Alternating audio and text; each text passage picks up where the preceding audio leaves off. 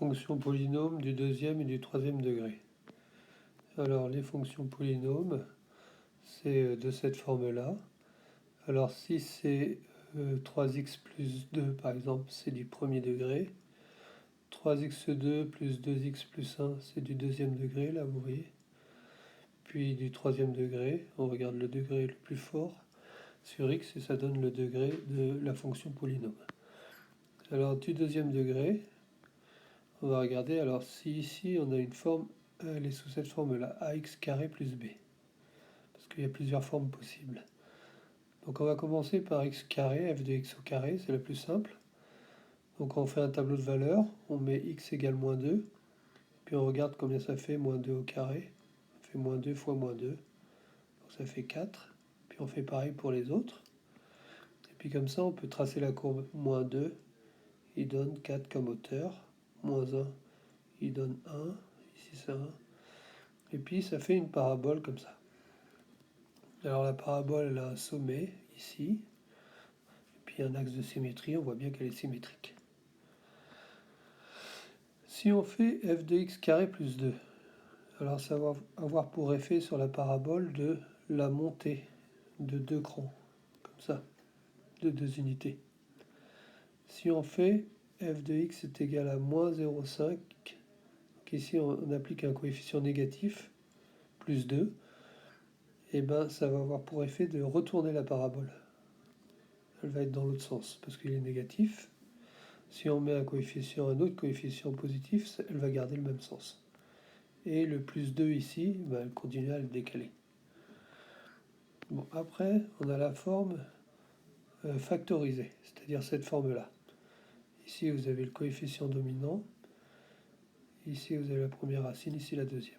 Alors, on va prendre un exemple pour voir comment ça marche. Donc, le coefficient dominant, s'il est positif, s'il est négatif, ça oriente la parabole.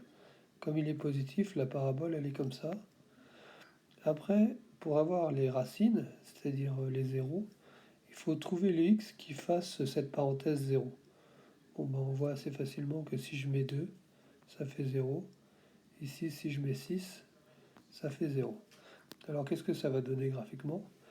Ben, les valeurs 2 et 6, c'est les valeurs où la parabole va couper l'axe des x. Et du coup, donc, elle est orientée bien comme ça, vers le haut. Et du coup, on va chercher le milieu de ces deux nombres, parce que c'est là où va se situer l'axe de symétrie et le sommet aussi. Donc pour trouver le milieu de 2 et de 6, on fait la moyenne. On fait 2 plus 6 divisé par 2, ça fait 4. Donc du coup, le milieu, il est à 4. Pour savoir à combien on descend, parce que, eh ben, on met 4 à la place de x dans notre formule du début, là. À la place de x, on met 4. On calcule et on voit que ça descend jusqu'à moins 8. Voilà, donc on a la forme globale de la parabole et avec ça, on peut répondre à toutes les questions. Donc là, j'explique la méthode. Ben, par exemple, vous voyez, on peut facilement voir que le tableau de variation, elle descend puis elle remonte. Elle descend jusqu'à moins 8 et elle remonte. Et puis le moins 8, il est atteint pour 4. Le tableau de signes, alors si je regarde ici, ici c'est au-dessus des x, c'est plus. Ici, là, cette partie-là, c'est moins. Et puis là, c'est plus à nouveau. Donc, on indique ici 2, 6. Ici, c'est en dessous, ça fait moins. Ici, c'est au-dessus, ça fait plus. Et on a le tableau de signes.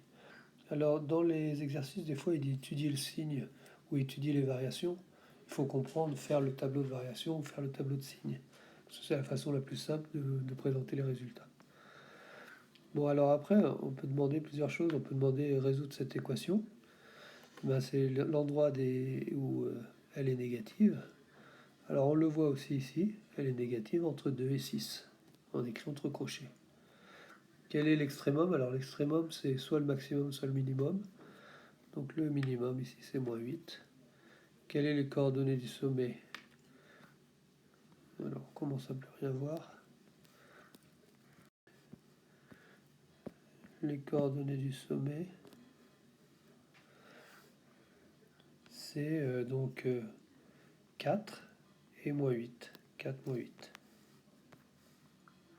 Et l'axe de symétrie, alors l'axe de symétrie, l'équation de l'axe de symétrie, on écrit x égale, c'est quelque chose de vertical, et par où ça passe, x égale 4. Ça, il faut le savoir par cœur.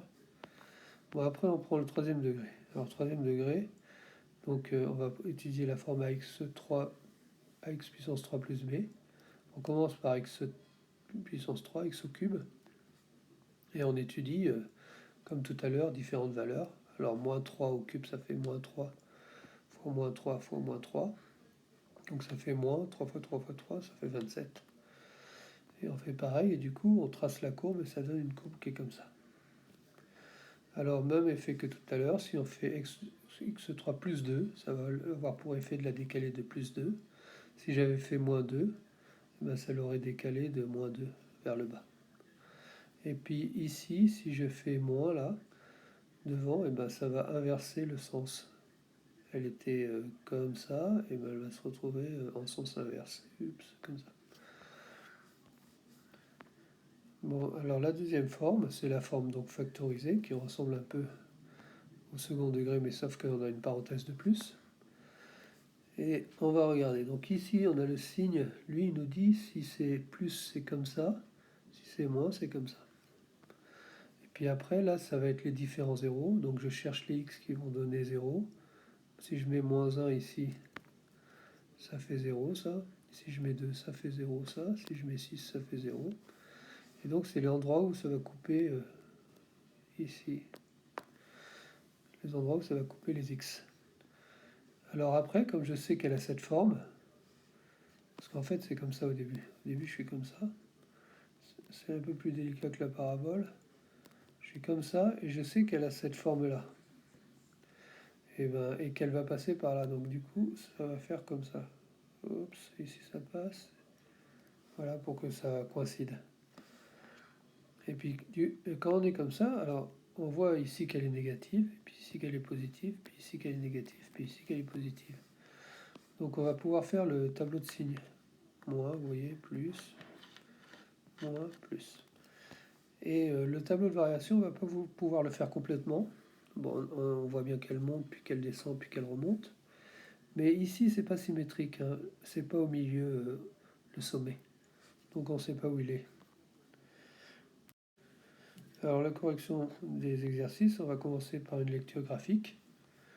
Donc vous avez une courbe comme ça. Puis on demande quand est-ce que x égale 1, c'est-à-dire quand est-ce que f de x donne 1.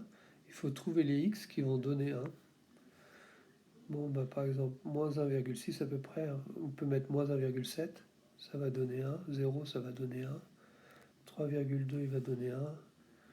Et voilà, donc on les écrit en liste comme ça entre accolades. Et la deuxième, c'est quand est-ce qu'elle est plus grande que 2. Bon, bah, la fonction f, elle est plus haute que 2 sur toute cette partie-là et sur toute cette partie-là. De la hauteur 2, elle est là. Et ça correspond à quel x? Si je projette ici, ça va de moins 3,5 à moins 2. Moins 3,5 à moins 2, hein, c'est ça. Et puis ici, ça va de 1 jusqu'à 3. Alors comme ça va de moins 3,5 à moins 2, c'est entre crochets. Et de 1 jusqu'à 3, et on réunit par union. Bon, là, on demande de représenter. Il faut juste faire l'allure, parce que lors d'un examen, on ne vous demandera pas de tracer précisément, ça prend trop de temps. Alors, l'allure, bon, bah, regardons ça, on sait que c'est une parabole. On sait qu'elle est orientée comme ça.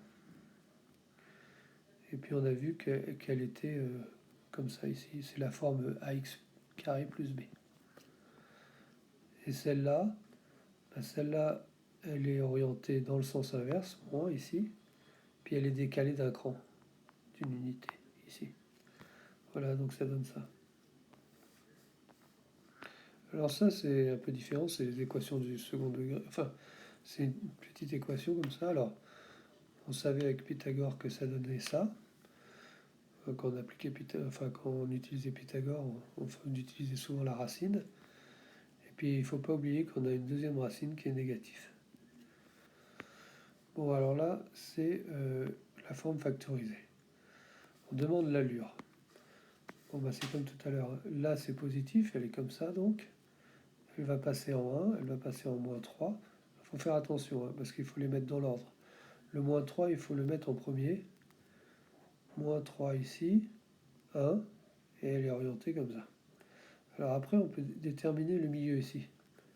Le milieu, c'est moins 3 plus 1 divisé par 2. Ça fait moins 2 divisé par 2. Ça fait moins 1. Donc le milieu, il est à moins 1 ici. Et pour savoir à combien on descend, alors on fait f de moins 1. Je mets moins 1 dans cette formule-là. Moins 1 là. Je remplace x par moins 1. Moins 1 plus 3. Et je fais le calcul.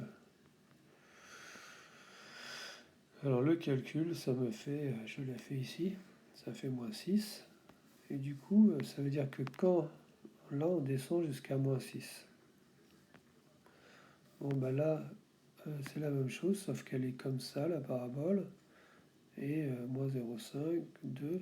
Et du coup, on continue, puis ça fait un peu la même chose. Alors là, cet exercice est un peu bizarre, c'est tout mis dans le désordre. Parce qu'il faut toujours commencer par l'allure, c'est plus naturel, de la courbe. Et puis après, on déduit les autres choses à partir de ça.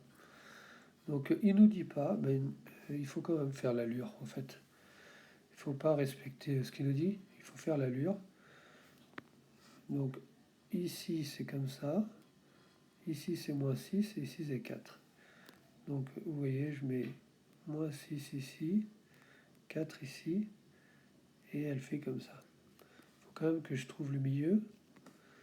4, alors attendez. Moins 6 plus 4 divisé par 2. Donc ça fait moins 1 je crois. Moins 1, ouais c'est ça. Et je calcule combien ça fait de moins 1. Alors j'ai calculé, ça faisait moins 50. On ne va pas faire les détails. C'est simple, vous remplacez x par moins 1 puis vous calculez. Donc ça descend jusqu'à moins 50 ici. Voilà. Alors, du coup, on peut faire les variations. Ils disent les variations, mais il faut faire le tableau en fait. Donc le tableau, c'est les variations. Donc on voit qu'elle descend comme ça. Elle descend jusqu'à moins 50. Puis elle remonte. Et ça se passe en moins 1, le minimum. Et son extrémum, donc c'est un minimum, ça vaut moins 50. Après, son axe de symétrie, alors l'allure de la courbe. Donc l'allure de la courbe, on l'a fait là. L'allure de la courbe, donc là j'ai mis voir le 1. Et son axe de symétrie, j'ai oublié d'y répondre, je pense, c'est x est égal à moins 1. Parce que ça passe par moins 1 ici. Alors après, le tableau de signes, alors toujours à partir de l'allure de la courbe. Vous voyez, ici c'est plus, parce que c'est au-dessus, ici c'est moins, et ici ça revient plus. Donc du coup en moins 6, 0, 4, 0. Donc ça va être plus, moins, plus. Voilà. Bon après, ici alors là, donc on vous donne les racines, c'est-à-dire les endroits où ça fait 0, et on vous demande la forme factorisée. Alors ça vous le savez du cours, vous savez que forcément, si par exemple dans le cours c'était 2 et 6 qui étaient racines. Si 2 et 6 donnent 0, ça veut dire qu'elle va s'écrire comme ça. Parce qu'il faudra que 2 fasse 0 et que 6 fasse 0 ici. Et puis ici, on a le coefficient dominant, et le coefficient dominant, c'est lui. Donc on va écrire 2. Alors, je vais le faire d'ici.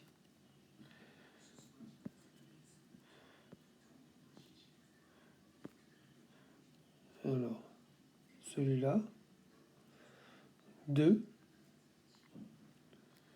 x moins, alors la première racine c'est un demi,